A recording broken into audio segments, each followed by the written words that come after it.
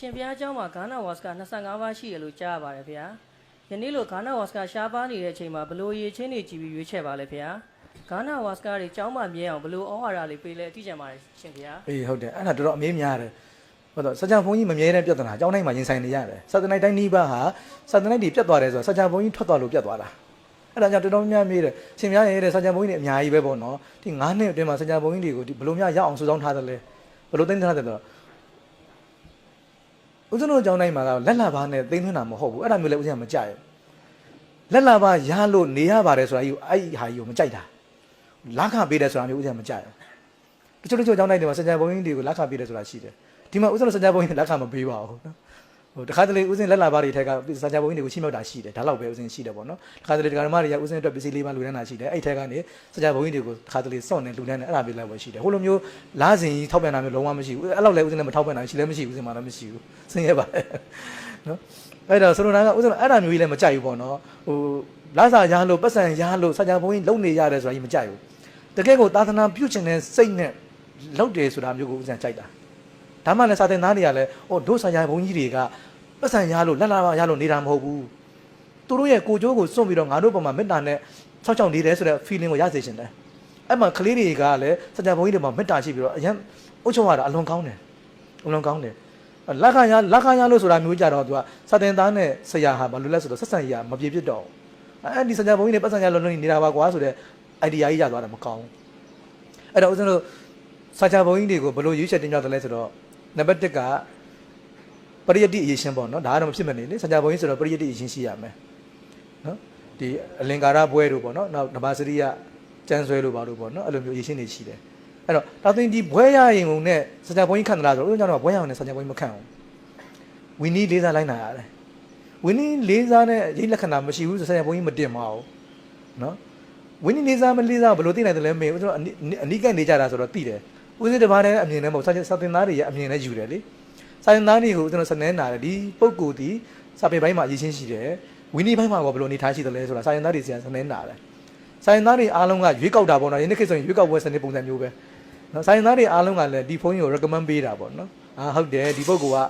ပရိယတ္တိကောင်းတယ်လို့ပฏิပတ်လဲနော်ဒီဝင်းနေပိုင်းမှာလည်းကောင်းတယ်ပေါ့နော်အဲ့လိုအရေးချင်းနေနဲ့ပြည့်စုံတယ်ဆိုတော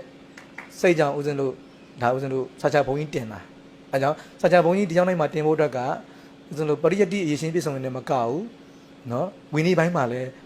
ဒီခိုင်မာတဲ့ယုံကြည်ချက်နဲ့ကြင်ကြံအထုတ်တဲ့ပုဂ္ဂိုလ်ဖြစ်ရမယ်နောက်တချို့အပြင်ကရောက်လာရင်ရောစာချဘုံကြီးခံသလားလို့မေးတယ်အပြင်ကဓမ္မစရိယအောင်ပြီးသားတွေအလင်္ကာရဘွဲရပြီးသားတွေရောက်လာရင်ရောဆိုတော့ဦးဇင်းတို့အကြောင်းတိုင်းမှာကချက်ချင်းမခန့်ပါအောင်အဘိဝန္ဒဘွဲရနေပါစေချက်ချင်းမခန့်အောင်ကျောင်းတိုင်းမှာအနည်းဆုံးတဝါဆိုရတယ်နော်အပြင်ကျောင်းတိုင်းကနေပြီးဓမ္မစရိယအောင်မှရောက်လာတယ်အလင်္ကာရဘွဲရောက်မှရောက်လာတယ်နောက်အဘိဝန္ဒဘွဲရောက်ပြီးမှရောက်လာတယ်ဆိုရင်စကြဘုံကြီးတမ်းမတင်အောင်ဘာတော့သူ့ရဲ့ပင်ကိုဘွဲရလာပြီမဲ့သူ့ရဲ့ဆက်ချတဲ့စနစ်ကဘယ်လိုရှိတယ်လဲသူ့ရဲ့စိတ်နေစိတ်ဓာတ်ဝိနည်းပေါ်ထားတဲ့သဘောထားဘယ်လိုရှိတယ်လဲဆိုတော့စကြဘုံကြီးတင်တယ်ဆိုတာဘာနဲ့သွားတူလဲဆိုတော့ဦးဇင်းတို့ဖောက်ဆယ်တော်ကြီးဆုံးမဘူးတဲ့နာယကတင်တယ်ဆိုတာတဲ့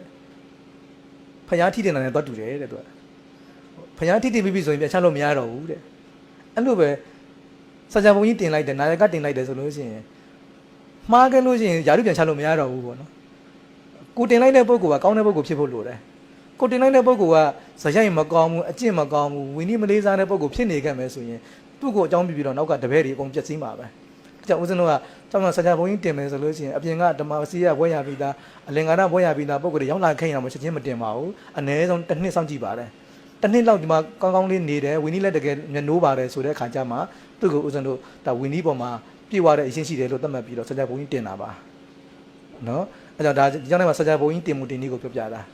ာနော်စာချဘုံကြီးတင်မှုတင်နည်းပြောပြတာနောက်ခုနကမေကွန်းတစ်ခုပါပါသေးလည်းမသိဘူးမေကွန်းထဲမှာစာချဘုံကြီးတင်တာရဲ့နောက်ပါလဲမသိဂါနာဝါစကတွေเจ้าမှာမြဲအောင်လို့ဘလို့ဩဝါဒပေးလဲသိကြပါတယ်ဗျာအေးเจ้าမှာမြဲအောင်လုပ်တာကတော့ဦးဇင်းတို့ဒီကြောင့်နိုင်မှာဩဝါဒအရေးကြီးဆုံးပဲအဆုံးမဩဝါဒတိတ်အရေးကြီးတယ်စကြံဘုံကြီးတွေကိုဓမ္မအပေါ်မှာမျက်နှိုးတက်အောင်ဦးဇင်းတို့သင်ရတာလေအဲ့ဒါအရေးကြီးကပဲသာသနာမှာတကယ်လိုအပ်နေတယ်ပေါ့နော်နောက်တစ်ခုကဦးဇင်းတို့ဒီမှာသွားမုံသွားနီးကဦးဇင်းကဒီမှာနော်ဖောင်ဒါပေါ့နော်တီထောင်သူပေါ့နော်ဒါပေမဲ့ငါအကြီးအကဲပဲငါဗရဏနာယကပဲဟိုအကုန်လုံးဟာပေါ့နော်ငါစကားဆိုတာမျိုးဦးဇင်းတို့မသွားဘူးလုတ်ပိုင်ခွင့်ဆိုတာပေးရတယ် နော်စကြပုံကြီးဖြစ်ပြီးတော့ဘာမှလုတ်ပိုင်ခွင့်မရှိဘူးဆိုရင်သူတို့လုံးအားမရှိဘူးအားလျော့တယ်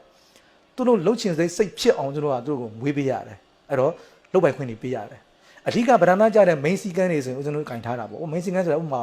ကျောင်းတိုက်ကထုတ်တဲ့ဟာမျိုးပေါ့နော်ကျောင်းတိုက်ကထုတ်တယ်ဆိုတာမျိုးကြတော့စကြပုံကြီးတွေကိုမပေးထားဘူးဒါကတော့ဦးဇင်းကပဲထုတ်တင်ကိုဆုံးဖြတ်တာပေါ့နော်အဲ့တော့ထုတ်တင်တယ်ဆိုရင်လည်းသူတို့တင်ပြခွင့်တော့ရှိတယ်ကိုစဉ်းစားမယ်ဒါထုတ်တင်တော့မလုပ်တင်ဘူးပေါ့နော်ဆိုတော့ဒါကသူတို့ကိုလွတ်လပ်စွာဒီကျောင်းတိုင်းမှာစီမံခန့်ခွဲခွင့်ပေးထားတယ်ပေါ့နော်စကြပုံကြီးတွေကိုဦးဇင်းတို့ကဒီကျောင်းတိုင်းမှာအဆောင်မှုဆိုပြီးတော့ထားပေးထားတယ်စကြပုံကြီးတွေကိုလေအဆောင်တွေမှာအဆောင်မှုပေါ့နော်ထားပေးထားတယ်သူတို့အဆောင်စည်းကမ်းတွေကိုကြိုက်သူတို့ရေးဆွဲခွင့်ရှိတယ်ဦးစင်းဒီပေါ်မှာလိုက်ပြီးတော့သူတို့ကိုမတတ်မှတ်တော့ဘူးသူတို့အဆောင်စည်းကမ်းတို့ကြိုက်သူတို့စီတတ်မှတ်လို့ရတယ်နော်သူတို့မှာအဆောင်မှာတန်ကားတွေပဲချိန်စုရမယ်ပဲချိန်ဘာလုပ်ရမယ်ဆိုတာသူတို့အစည်းကမ်းပဲသူတို့ကြိုက်တဲ့သဘောကြိုက်သူတို့စီယုံပေါ့နော်အဲ့တော့ဒီထီဦးစင်းတို့လိုက်ကြမလို့သူတို့ကိုအကုန်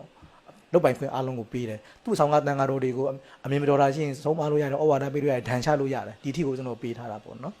အဲ့တော့ကျောင်းတိုက်ကထုတ်ထိုက်တဲ့ဟာမျိုးကြတော့ဦးစင်းကပဲဆုံးဖြတ်ပေးတာထုတ်ပေးရတာပေါ့နော်အဲ့ဒါမျိုးလုပ်ရတယ်ဆိုလိုတာကသူတို့ဒီမှာလုတ်ပြောအောင်နေပြောအောင်လုတ်ပိုင်ခွင့်တွေပေးရတယ်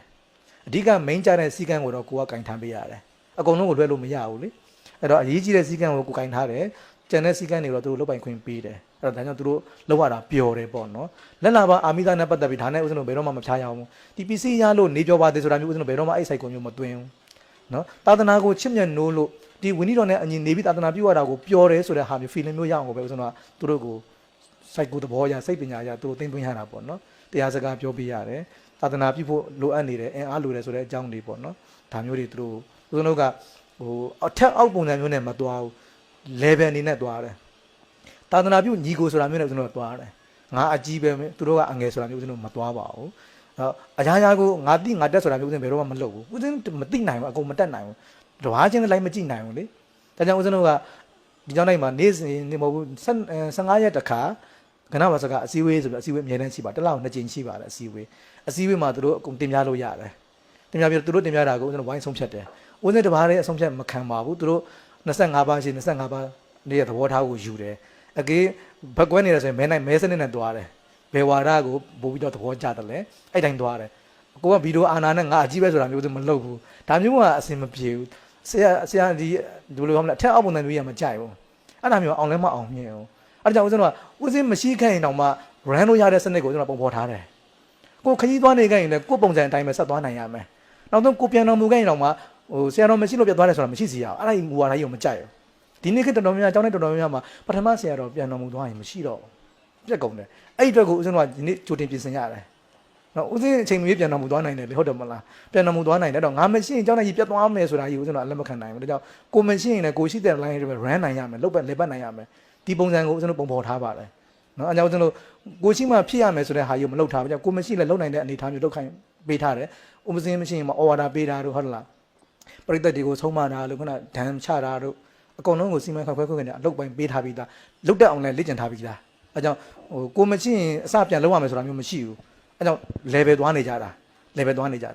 ကိုကြီးပဲအကုန်လုံးကင်ထားလို့မရအောင်ကိုကြီးပဲကင်ထားရင်ခေါင်းပြတ်သွားတယ်အကုန်ပြတ်ပြီပဲဦးဇင်းတို့အားလုံးကခေါင်းနေကြီးပဲဒီ25ပါးလုံးအားလုံးကခေါင်းနေနောက်လိုက်မဟုတ်ဘူးနော်25ပါးလုံးကခေါင်းနေကြီးပဲဦးဇင်းခေါင်းတစ်ခေါင်းပြတ်သွားလို့နောက်ထပ်24ခေါင်းရှိသေးတယ်သူတို့မျိုးသွားတာခေါင်းပြတ်သွားရင်ကျန်တဲ့24ပါးမလုတ်တက်မကင်တက်ဆိုတာလုံးဝမရှိစေရအောင်အဲကြောင့်အဲ့လိုမျိုးပေါ့နော်ဦးဇင်းတို့ဟုတ်